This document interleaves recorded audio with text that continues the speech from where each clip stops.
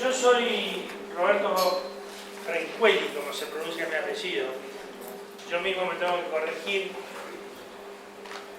porque en mi familia siempre fuimos Franquelli. Una vieja cuestión de los italianos fue que los inmigrantes tenían dificultades para sentirse en el nuevo suelo americano y por allí no hablaban estrictamente su idioma.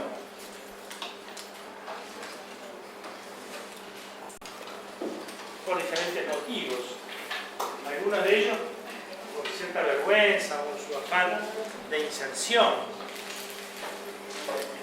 en América. En realidad mi apellido es Franquelli. Pero estaba como castellanizado y yo normalmente digo, me llamo Roberto Franquelli. Y cuando lo digo en los últimos años no me siento muy bien conmigo mismo porque me empieza a parecer que estoy faltando a mi identidad. Y yo debo decir Roberto Franquelli. Y me sale la mitad de las veces, porque sigo con el viejo estereotipo que aprendí desde muy pequeño. Soy el profesor titular de esta cátedra desde hace 28 años, desde que empezó el nuevo ciclo de la vida política de la Argentina. A pocos meses de reinstaurado el gobierno democrático que lideraba Raúl Alfonsín. De modo que soy, si no el primero, uno de los primeros profesores de esta nueva etapa de la carrera. Siempre estuve a cargo de la cátedra. Y este entonces es el ciclo número 28. Yo todos los años lo voy contando, por diferentes motivos. Pero el motivo fundamental es porque esta facultad cada 4 o 5 años tenía un quiebre. Tuvo uno al iniciarse con la caída del general Perón, que fue más que un quiebre en la continuidad, un quiebre en la orientación o algo así, o en el control político de la gestión. Tuvo un quiebre en el 66, con Onganía, tuvo un quiebre en el 74, con Videla. Entonces, la facultad vivía así, tum, tum, tum, a los tropiezos. Y bueno, ahora tenemos 28 años de paz, por así decirlo. Verdaderamente creo que sí. Son 28 años de posibilidad de trabajo y de crecimiento continuo. En ese contexto, este año nosotros vamos a videar las clases, que es un avance, que es una cosa más que ofrecemos. Así como ofrecemos nuestra producción escrita, a través de libros, revistas y de la página web que les recomiendo que utilicen.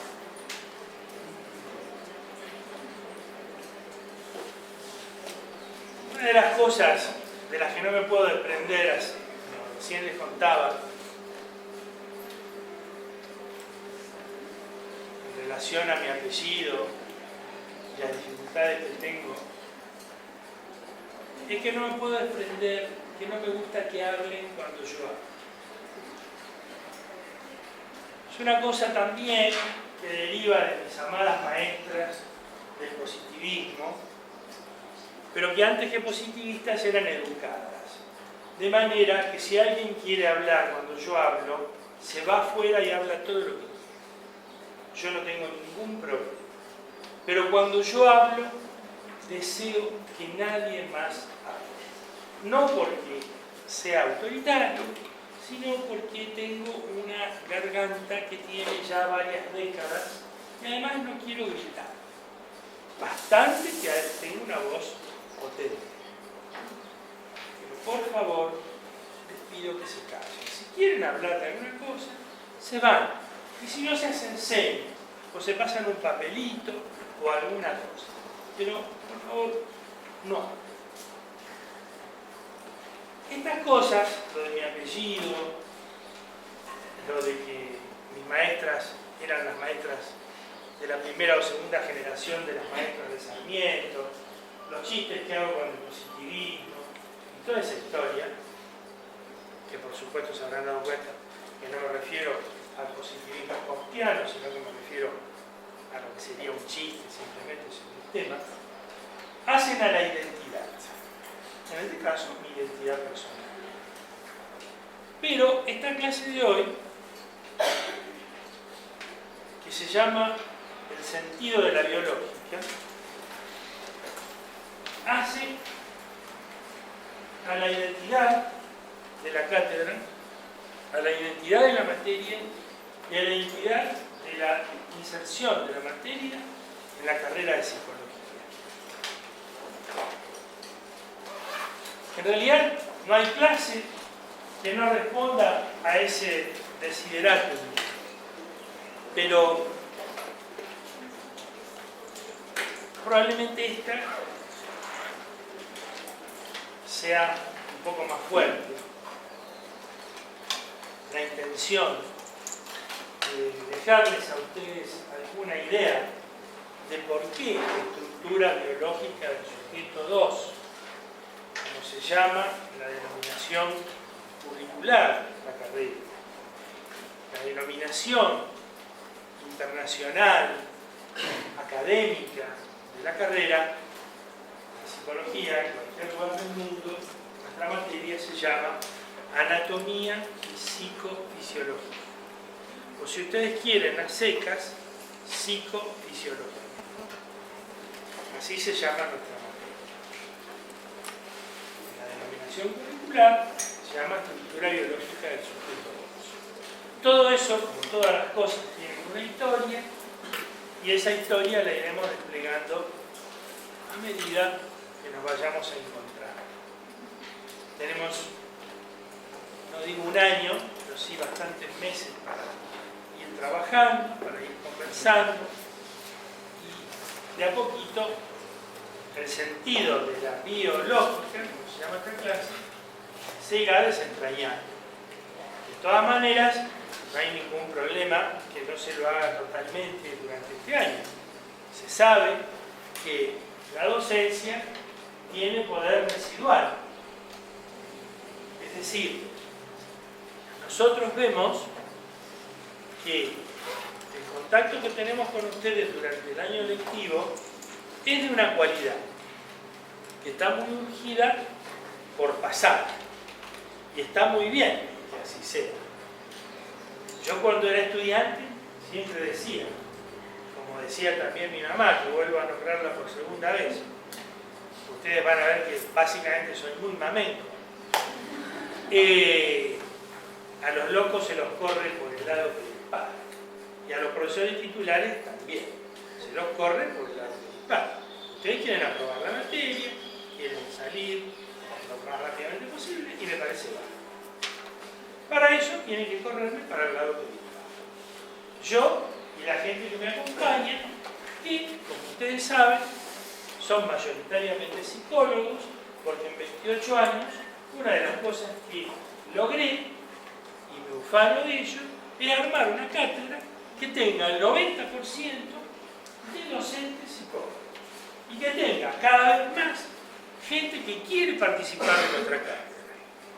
Es decir, nosotros no somos un quiste dentro de la facultad. Vieron que cuando una persona llega y dice, me descubrieron un quiste, ¿no es cierto? Un quiste es un conjunto celular que está apartado del resto de la estructura de una persona. Nosotros estamos metidos dentro y navegamos por dentro de toda la psicología. Esta es una materia de psicología y probablemente sea una que más lo sea.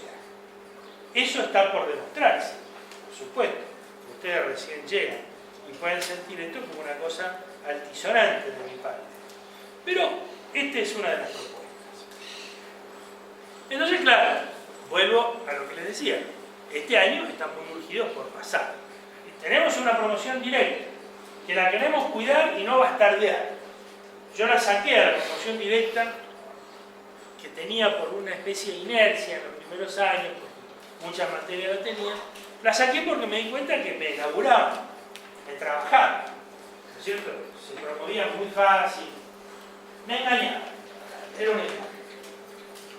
Los jefes de trabajo práctico, por ahí algunos eran relativamente seguidores, otros no me gustó, y la saqué.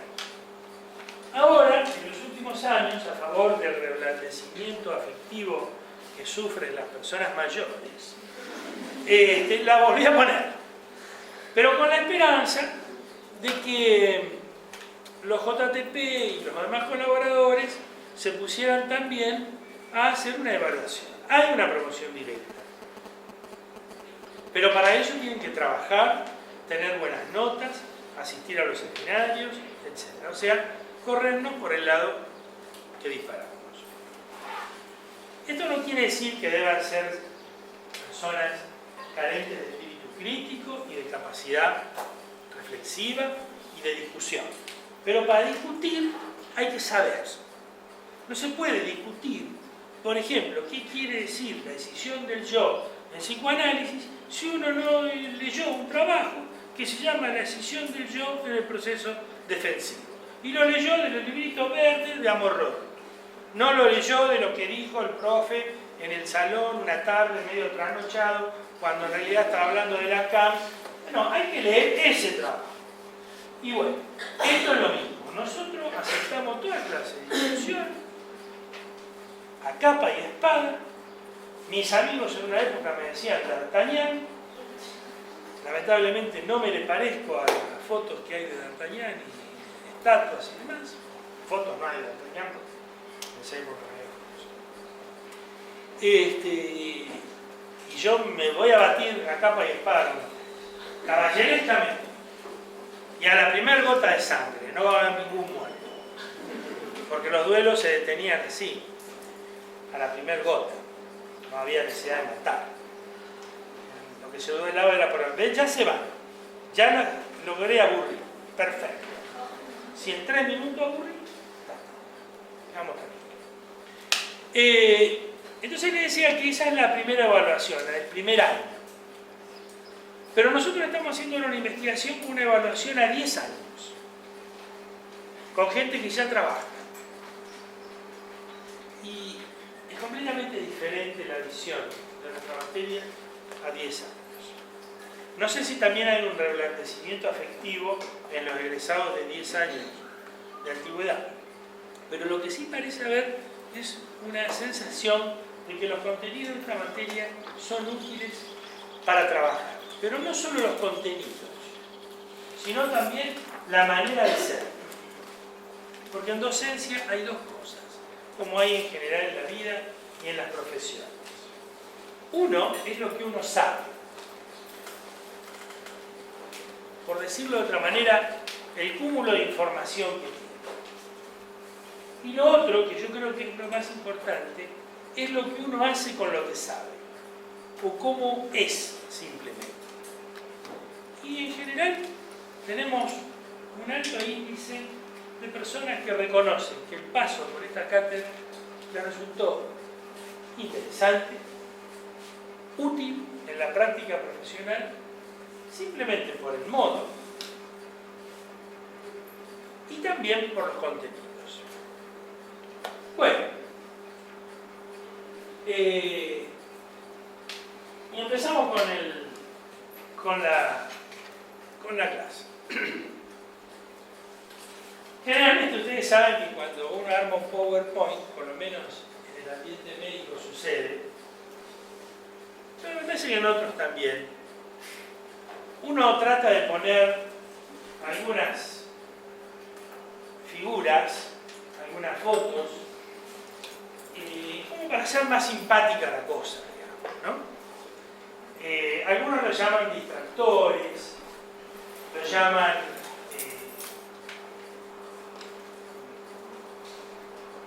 algo así como una especie de paragolpes de la atención sostenida, para cambiar un poco, para amenizar, si ustedes quieren llamar.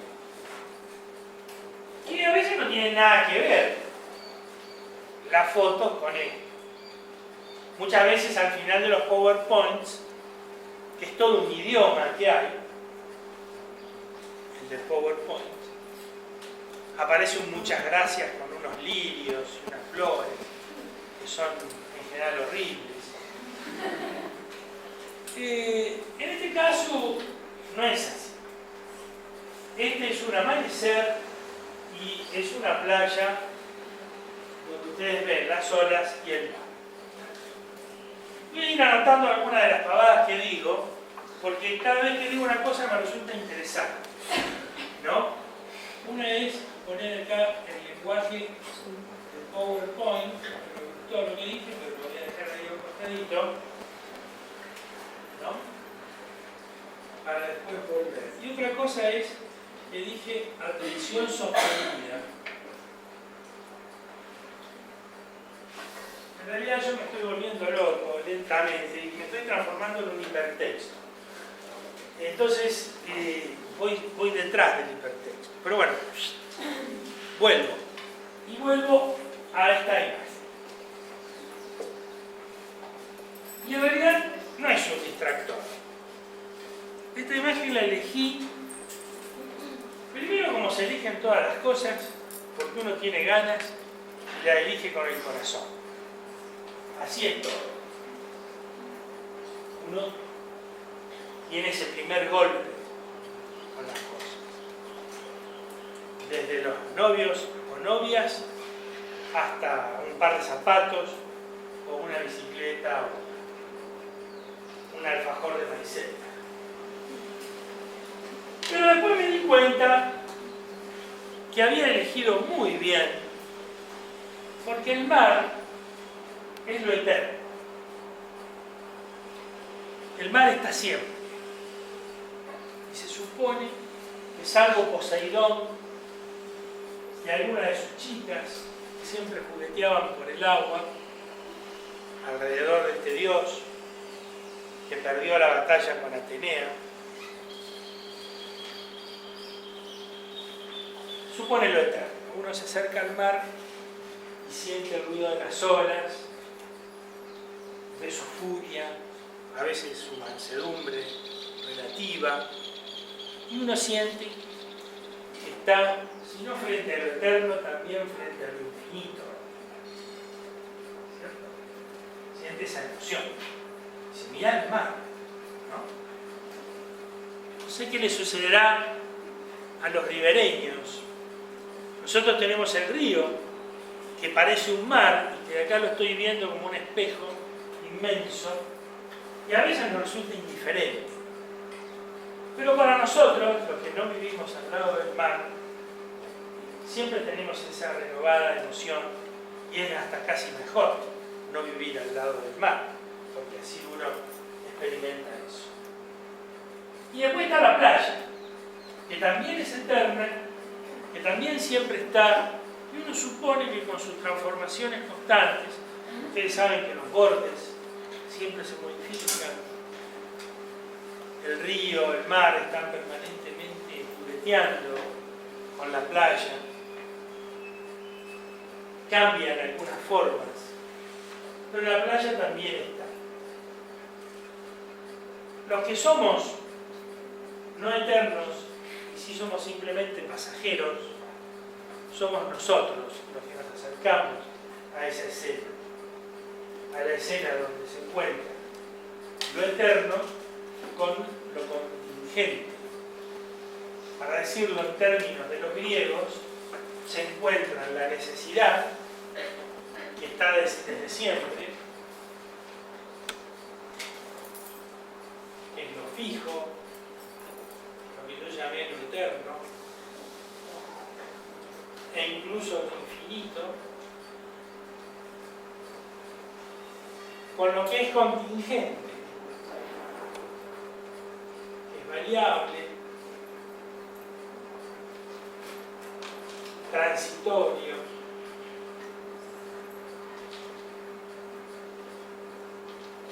discreto,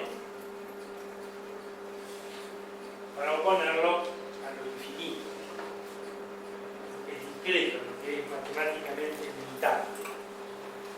Entonces, me pareció que tenía que ver con la clase, porque de algún modo entrar en la problemática de la lógica de lo viviente implica entrar en la temática del encuentro de las cosas que son constantes con las cosas que son variables. Lo necesario, que siempre es igual, y lo contingente. Voy a anotar estas otras palabras porque están buenas. Lo variable y lo constante.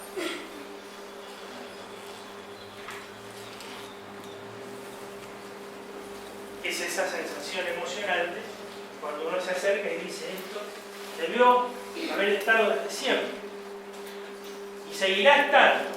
En cambio nosotros, que nos acercamos ahí chiquititos, somos absolutamente contingentes, variables, fugaces.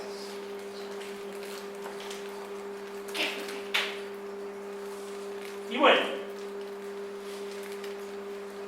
allí está. El nosotros, presentado por esta figura, frente a ese fondo. Ustedes ya pueden ir pensando. Biológica 1, el DNA y su relación con el ambiente. Para ponerlo en términos de cosas más concretas.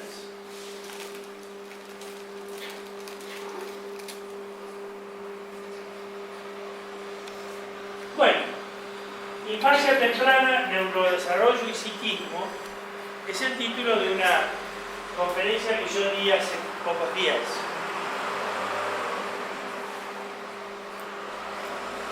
Ustedes ven, neurodesarrollo, que puede suponer una parte más o menos constante, no variable, y el psiquismo como una cuestión contingente. Ya ahí nosotros vamos entrando en el meollo de la materia, que lo resumió la pregunta de un alumno hace muchos años, que me dijo: doctor, ¿qué tiene para decir la biología sobre la vida? Los alumnos suelen hacer preguntas muy interesantes, de diferentes tipos. Esta era interesante por la osadía y porque él repetía algo que había escuchado. ¿Qué tiene la biología que decir sobre la vida?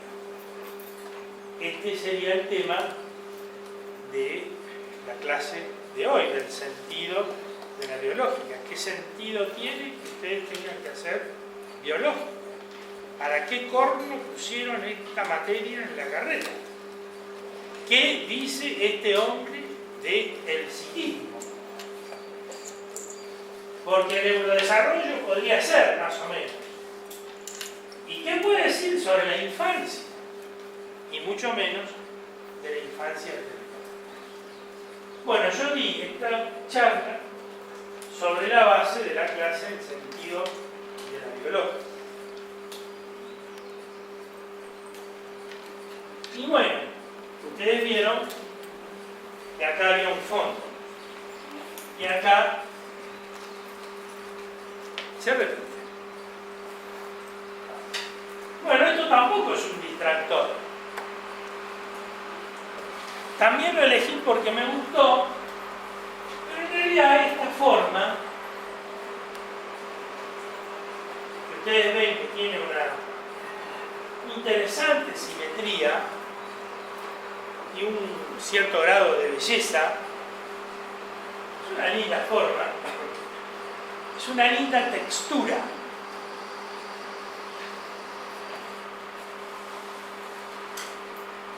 Vamos a anotar aquí en el hipertexto. Forma. Textura.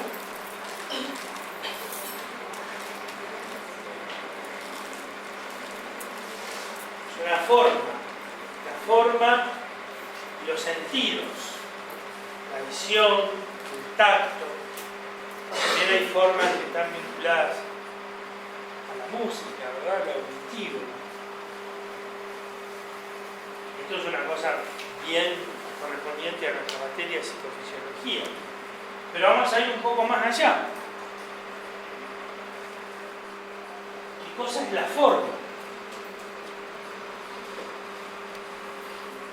Y ahí nos vamos a ir acercando a pensamientos bastante potentes. Esta forma, que es muy bella, está bueno para hacerse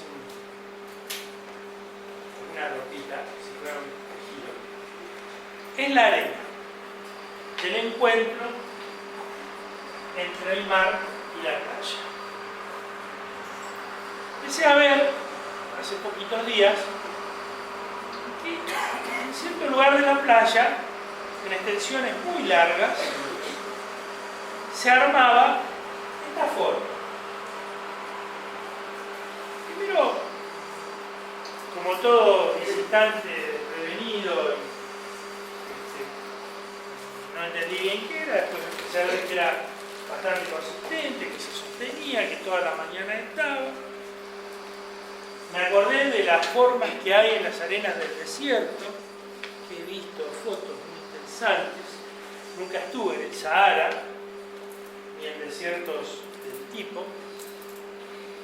Y entonces empecé a ver que en realidad era muy fácil darse cuenta. La pendiente de la playa, con el ritmo de las olas, la velocidad que tenía el líquido en el subir y el bajar, le imprimía a los granos de arena esta forma.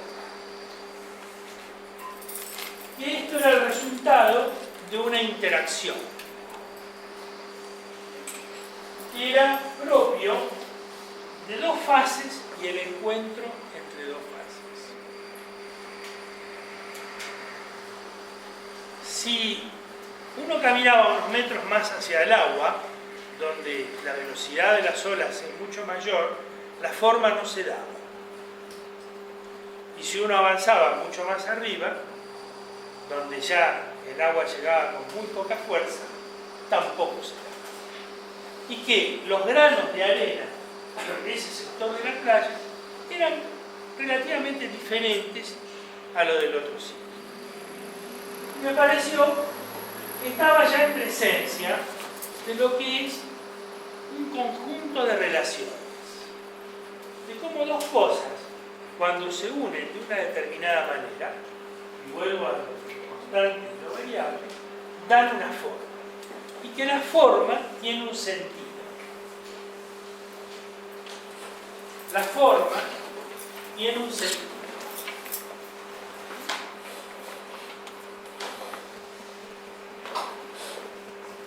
Supone algo.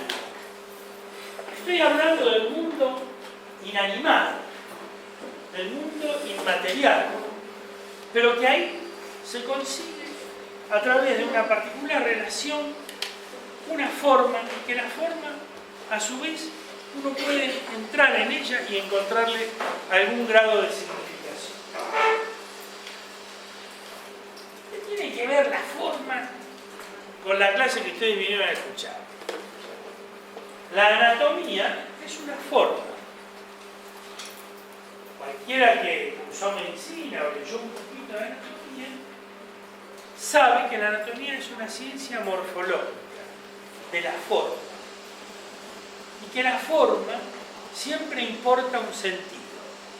Tiene algo o alguna razón. Entonces, si estudia uno la anatomía y después la fisiología, que está en correspondencia con la forma, porque hay una relación entre forma y función, hay una relación entre la anatomía y la fisiología. Pero esto no es del mundo animado, es del mundo inanimado.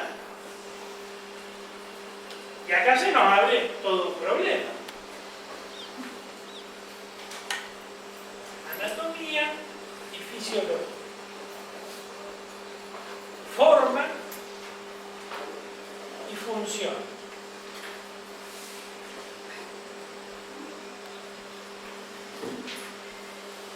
Todavía no hemos definido qué es la función, pero lo dejamos por ahí. Se nos abre un problema de sí. Es el problema de que esto es del mundo inanimado.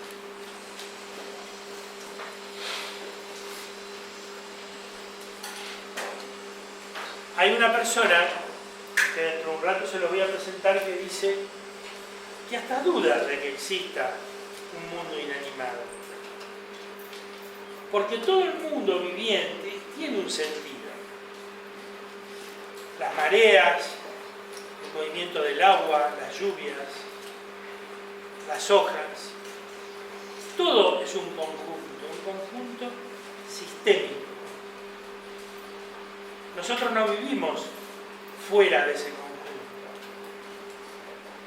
Hay alguien que dice del sol al hombre. Nosotros vivimos inmersos en una cadena que implica una concepción energética que parte de la energía solar.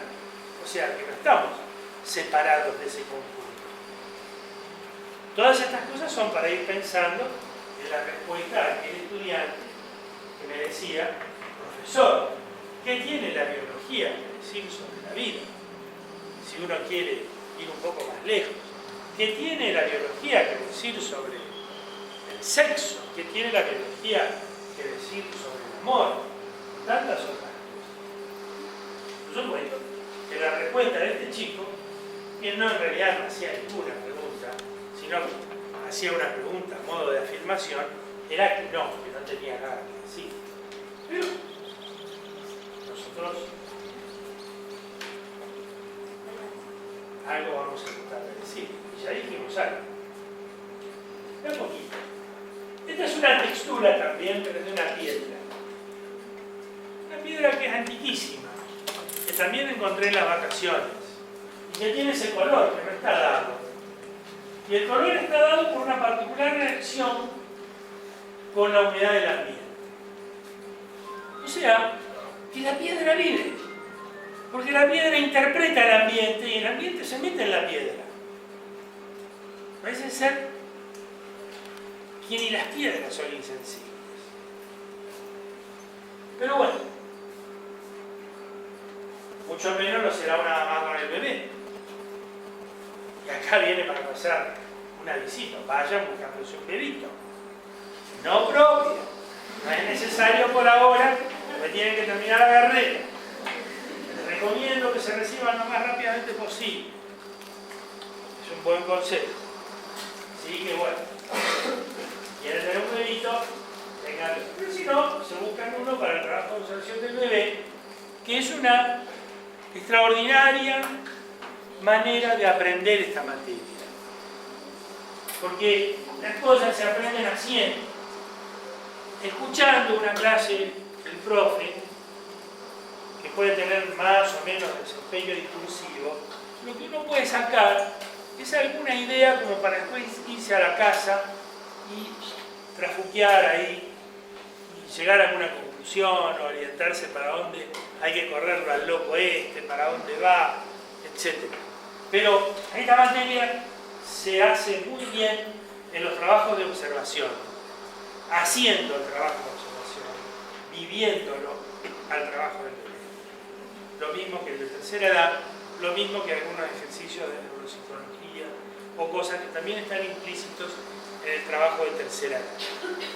Por supuesto que también los pueden copiar y no hay ningún problema mientras copien bien. Yo tenía a mi profesor de música, a quien rindo homenaje en este momento, que él, la primera clase que tomaba examen, se iba afuera, era muy picarón y hablaba con las heladoras. Volvía, tomaba las hojas, las rompía, porque habíamos copiado todo, y decía, bueno, ahora para la próxima tienen esta misma prueba, pero me voy a quedar adelante de ustedes. Hacía siempre eso, el viejo que era un genio para eso. Así que también si quieren lo pueden copiar el trabajo de observación, pero cópienlo bien, no vayan a dejar el nombre de la otra compañera, porque algunas veces nos pasa, y es una macana, porque a nosotros nos da vergüenza decirle que está copiado. Aunque les parezca mentira, a los profesores nos da vergüenza poner un huevo, nos da vergüenza decir que está copiado, nos hincha las pelotas, nos cansa, a mí me amarga, y yo ya sé cómo es esto. Pero, digamos, caminante no hay camino. Si quieren aprender copiando, copien, pero copien bien. Y si lo quieren hacer, mejor, porque es más lindo y es más entretenido y es más divertido. Pero bueno, acá sí hay una interfase entre la mamá y el bebé. Y entonces dice, ¿por qué yo separo biológica? Lógica de lo viviente. ¿Por qué hago ese jueguito de palabras? No me he lacanizado todavía, pero corro el riesgo de lacanizarme aún. Por esta historia de jugar con el significante, ¿no? Como se dice. Digo como se dice porque en realidad en el chiste, su relación con lo inconsciente, ya Freud jugaba con eso sin ninguna necesidad de armar la teoría del significante. Aclaro de entrada, cuando digo biológico me refiero a la lógica de lo viviente. Me gusta jugar con una denominación. Digo biológica. Esta biológica supone cadenas circulares de causación. Acá introduzco una palabrota. Cadenas circulares de causación. Tan circulares que causa y efecto desaparecen. Esta inscripción lineal mecanicista, causa-efecto, una inscripción lineal, queda superada por un dibujo circular indiviso. Causa y efecto. Superada por un dibujo indiviso. Circular. Donde se confunde la entrada con la salida. Causa y efecto se tornan nociones innecesarias. En todo caso, vueltas a la categoría de simples puntuaciones arbitrarias. ¿Qué quiere decir esto? Puntuaciones arbitrarias. Empezaste vos. Porque estábamos fenómenos y vos, cuando bajábamos del colectivo, no fuiste capaz de dejarme bajar primero. Lo que pasa es que el tipo me empujaba, vos sos siempre la misma tarada. Eso es una puntuación arbitraria. Cuando uno empieza a discutir, en este caso, una pareja, como yo lo dramatizaba, que quién fue el primero. Y en realidad nunca hay ni primero ni segundo, las cosas se arman circularmente. Y andás a ver por qué el fulano fue desatento en el momento del descenso, o por qué ella interpretó, o cómo estaban las cosas. En general, nuestra epistemología, como dice Bateson, y ahora sí lo voy a nombrar a este amigo,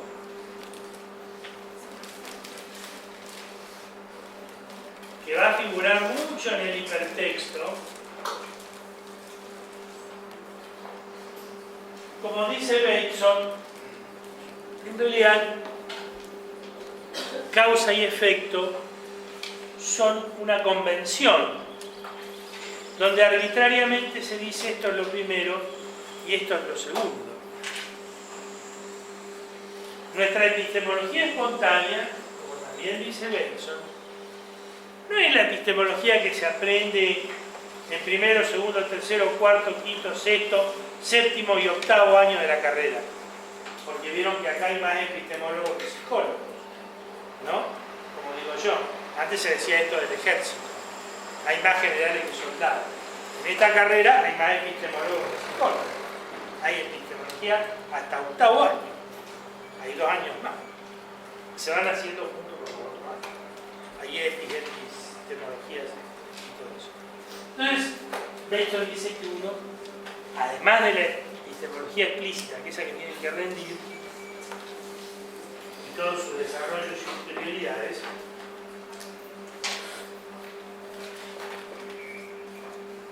hay una epistemología espontánea. ¿Qué es la epistemología espontánea? La manera de pensar que cada uno tiene. Entonces todos tenemos la idea de que en realidad, si a mí me pasó algo por culpa tuya, que vos empezaste, que no soy yo el que te dice algo, o que en todo caso vivimos en una trama circular de complejas interacciones, como enseña la biología que son las cosas. Hasta en el mundo inanimado. Ustedes saben que la biología es el estudio de lo viviente, no el estudio de las playas. Pero uno ve, como decía antes, hasta le dan ganas de pensar que esa forma que habíamos visto tiene cierta vida. O que por lo menos hay un arreglo o una composición entre las fases para dar un resultado. Pero que ese resultado no depende del mar ni de la playa, como tampoco depende del niño de la mamá o la mamá del niño, sino que, como ustedes van a ver en el trabajo de observación, eso es una complejísima interrelación. Y que también se aprende estando inmerso en esa complejísima interacción.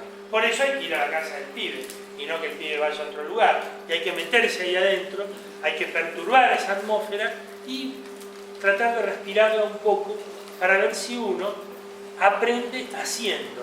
¿Qué quiere decir aprender haciendo? Aprende interactuando, aprende en la acción, no en la acción torpe, formal del acto motor, sino en el sentir, en el experimentar las texturas y tomar forma en lo que se conoce. Y así se aprende.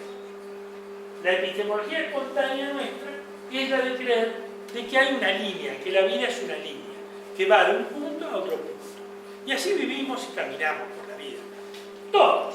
Porque yo ahora que lo digo, dentro de un rato me olvido y alguien me empuja en el lado y digo, che, ¿qué hacer? Sí, por cierto, a veces hay cosas que son groseras y que son puramente mecánicas.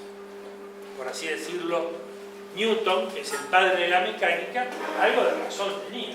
Si uno está parado en una bestia de atrás y lo empuja, y bueno, ahí hay casi una causalidad lineal en el mundo macro.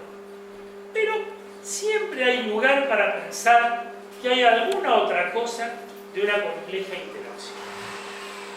Y en biología hay una forma de actuar y retroactuar, donde causa y efecto son un conjunto indiviso y nos hace decir una palabrita que nos va a acompañar durante toda la materia, que dice indistinción productor-producto. Esto tiene que ver con la cuestión del sujeto y el objeto. Sujeto y objeto están en una trampa de indistinción productor-producto. Y este es un concepto biológico. Somos nosotros y somos nosotros. Esto es un concepto biológico. Y esta es la suposición fundamental de la materia. La forma y la anatomía no son una cosa aislada del mundo, sino que son, el cerebro humano es el resultado de una larga marcha y de un largo conjunto de relaciones entre la materia y el mundo circundante. Ustedes no van a estudiar el cerebro de memoria, como se dice, como estudiábamos en medicina, que por otra parte nos hacían estudiar bestialmente la descripción sin entender el porqué de las cosas. Se puede entender el cerebro humano y la forma desde un sentido. Y nosotros vamos a tratar de que ustedes se lleven mínimamente una idea de por qué esa forma del sistema nervioso central tiene ese sentido. Y conociendo el sentido, no hace falta memorizar tanto. Desde ya les digo, no se compren ningún libro extravagante de biología. Lean las clases, vayan a los trabajos prácticos, denle bola al jefe de trabajos prácticos, pregúntenle. Hay algunos que son más contestadores que otros, otros contestan así, contestan así. Escriban mails, lean la página web y no se metan en cosas abstrusas. Una suposición que hubo siempre con estas materias de raigambre biológica es que acá veníamos los médicos a enseñarle a los psicólogos. Y de hecho un poco era así. También venían los médicos a ver si se levantaban alguna chica, porque esta carrera siempre estuvo llena de minas. Entonces en medicina, que no había minas, que la que había, le decíamos a una Vilcapugio y otro a Yohuma, porque eran los dos grandes desastres argentinos, ¿cierto? Porque claro, chicas lindas en medicina había muy pocas, poquísimas. Y las que había iban cierta reticencia. Nosotros también las teníamos. Así que estábamos al horno. Entonces muchos venían a esta facultad a ver si se entretenían un poco, pero después la dejaban a la facultad porque no la querían. En realidad venían a ver si tenían un puestito, pero cuando tenían un puesto mejor en la Facultad de Medicina se iban. Bueno, yo no fui nunca a la Facultad de Medicina y no fue por las chicas. Fue porque en realidad a mí ya me gustaba la psicología desde antes y había hecho muchas cosas en este sentido. Por cierto que también me gustan las chicas. Bueno, el hombre piensa de dos modos. Uno, el modo natural que compartimos con las bestias. El otro, el modo convencional, la lógica, que solo dispone el hombre. Acá aparece de nuevo una interfase. La bestia y el hombre. ¿No? Me acuerdo en este momento de La Bella y la Bestia, o de Jekyll y Hyde. Y de nuevo aparece esta polaridad, lo constante y lo variable, la necesidad y lo contingente.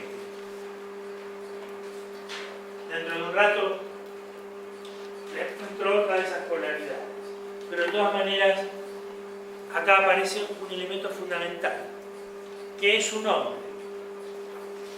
El libro que yo escribí se llama, el subtítulo, Hacia una comprensión biológica del hombre. Psicofisiología. El desafío de esta materia es poder decir, contestarle a este joven que decía que tiene la biología que decía sobre la vida, cómo podemos pensar el hombre con los contenidos biológicos. Y acá hay una idea que dio este sacerdote medieval, Guillermo de Ockham, que es un famoso filósofo, donde dice que el hombre piensa de dos maneras. El hombre tiene todo lo del animal más lo del hombre. Y ahí hay un problema, una tensión interesante para discutir y que es absolutamente pertinente al campo de la psicología. ¿Cómo se piensa? Yo tengo una clase que les recomiendo que lean para que me corran por el lado que disparo, que se llama Pensar el pensamiento.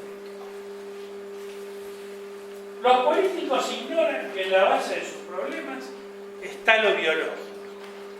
Frase enigmática de Bateson, donde entra con el terreno de la política, que es el arte de la toma de las decisiones y del poder. Esto es la política. Todos hacemos política. Yo soy partidario de hacer política desde lo específico. Esto es una vieja cuestión que viene del setentismo. En los años 70 aparentemente todo el mundo tenía que tomar las armas. Yo, por supuesto, que abrazaba la causa del socialismo, en su versión elemental y simple. Y me pregunté cómo era esta historia, y muchos otros compañeros se lo preguntaron más. Y una gente lúcida dijo: la revolución se hace en el lugar donde uno está, trabajando de la mejor manera posible. Si ese es el concepto de lo específico, dice, porque si yo soy psicólogo, ahora de repente me tengo que comprar una pistola y matar a un vigilante en la esquina, era complicada la cuestión. No quiero dar por terminada la conversación con esto. Ustedes ven que yo por ahí me saco y me voy por las ramas. Me encanta eso. Después trato de volver.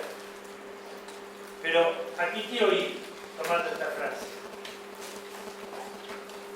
Que cuando uno estudia y está en la universidad, lo mejor que puede hacer para hacer política es estudiar bien. Porque la facultad es gratis, pero el título no es gratis. El título se gana estudiando. O sea, la gratuidad de la enseñanza no es el título gratis. No me jodan con que esta materia tiene mucha carga horaria. Porque ustedes tienen menos carga horaria que un jardín de infantes. Porque en un jardín de infantes, un chico adoptado va 4 horas por día. Es decir, va 20 horas por semana. Y tiene 4 años. Lo que pasa es que como el sistema capitalista hace que la mamá no quiera que el nene esté todo el día en la casa, lo ponen en el jardín. O qué sé yo qué mierda. Si ya después discutiremos en su momento el tema de la enseñanza de 0 a 3 años y toda esa historia. Pero esta joda de que esta materia tiene mucha carga horaria es una bacana. Esta materia tiene una carga horaria que tiene que tener. No tiene 800 horas por semana, ¿no es cierto? Y es una materia que está pensada para que ustedes estudien, porque la revolución se hace estudiando desde la especificidad del rol que cada uno tiene y la responsabilidad que tiene. Porque además después le van a dar un título. Y si le dan un título, no puede ser una patente de corso donde uno va y dice cualquier cosa. Si la ley dice que la profesión del psicólogo es una profesión de interés social, es porque es un cargo muy importante. Entonces esta materia no se puede hacer como ninguna, viniendo 2 horas por semana. Sí, quedará lejos de la Siberia, estará jodido, la seguridad, toda esta historia, patatín, patateo, que trabaja, que no trabaja. El que trabaja, trabaja, y eso ennoblece su condición. Pero no porque trabaje, no tiene que venir a la facultad. Hará la carrera en un poco más de tiempo, ¿cierto? Pero estudia. Y entonces, los políticos ignoran que la base de su problema está en lo ideológico.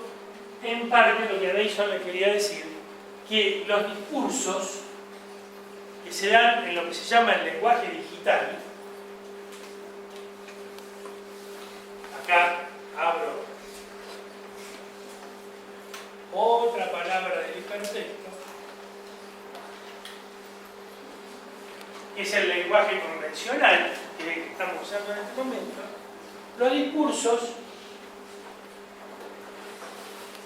están tapando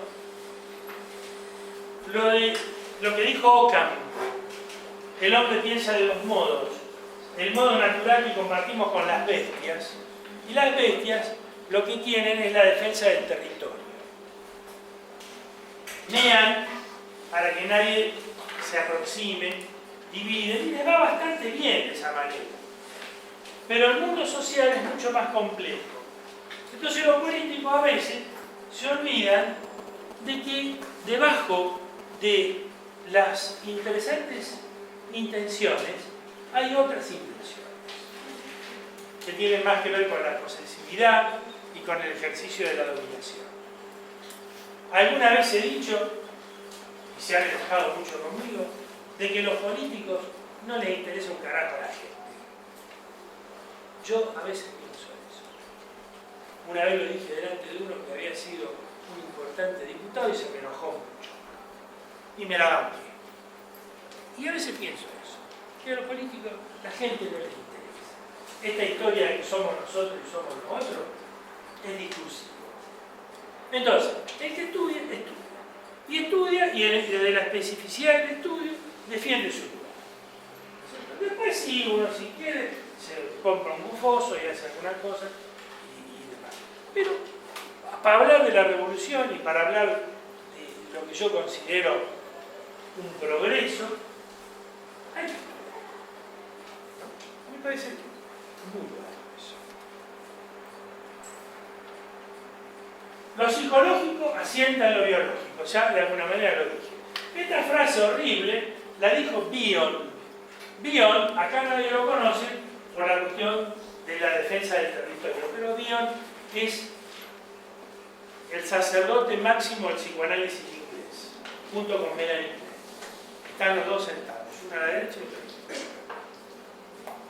Por supuesto, acá no se conoce porque estamos en otros tiempos, pero lo dijo Bion, lo dije yo,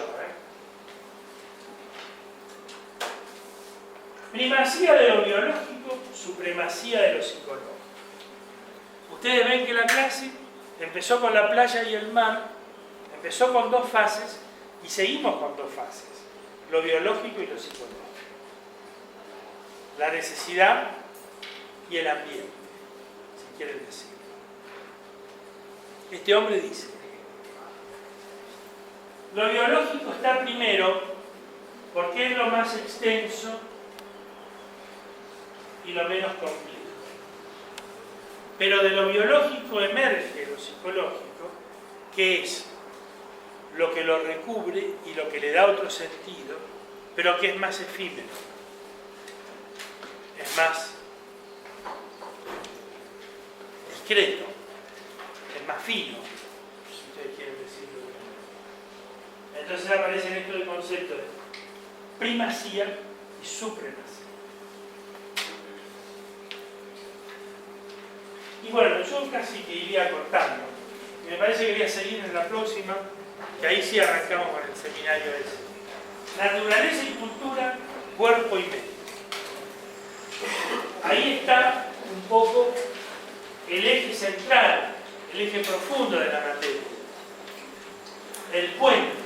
El ver si ese puente, acá de nuevo está el agua, puede unir o no ambas cosas como cadenas causales de acción y retroacción. Bueno, veo que ya hablé mucho. La clase está en la página, la pueden imprimir desde ahí. Si me quieren decir algo, los espero si los jueves. El lunes voy a empezar un seminario que yo doy, que es de traducciones de obras del inglés. Y a las 9 espero a los que quieran estar. Ese es un seminario largo, distinto, está reservado para personas que conocen del idioma y que quieran venir durante todo el año, no todos los lunes, pero todos los meses.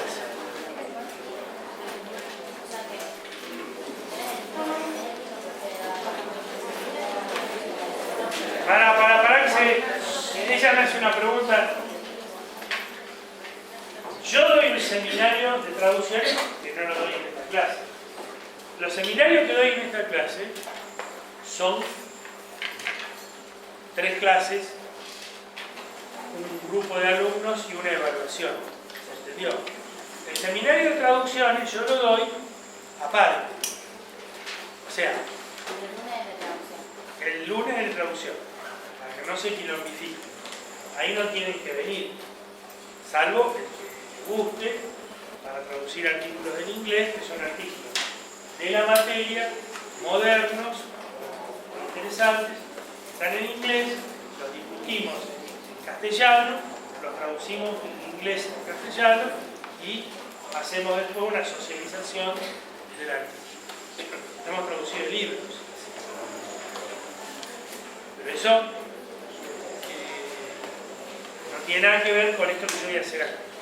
¿Qué hora empieza el seminario? A las 9, el lunes. Es la primera reunión. Pero ahí no tienen que venir, no se confundan. Tampoco se confundan con los seminarios de integración. Los seminarios de integración es una actividad que nosotros hicimos para evaluar a los alumnos que van a la promoción directa. O sea, que se meten en esos seminarios ya sabe que está por entrar en la promoción directa, entonces va y trafuquea ahí, habla Juan de Vega y Laura Peirán. Y ellos van evaluando esa actividad para hacer de la promoción directa una actividad, como dije antes, que no sea un regalo, sino que esté, se llaman de integración, porque son de integración de la materia nuestra con la práctica profesional. Ese es el último destino de la materia. ¿Para qué sirve la materia? Si sirve como un contenido claramente teórico o no, o si sirve en la teoría y también sirve en la acción. Indudablemente, toda teoría tiene que tener un correlato con la acción. ¿Está? ¿Alguna otra pregunta? ¿Sí? Profe, Sí. ¿esa hoja se llama sentido de la biología? ¿Cómo? ¿Cómo se llama la clase esa? Esta se llama el sentido de la biología. Ah.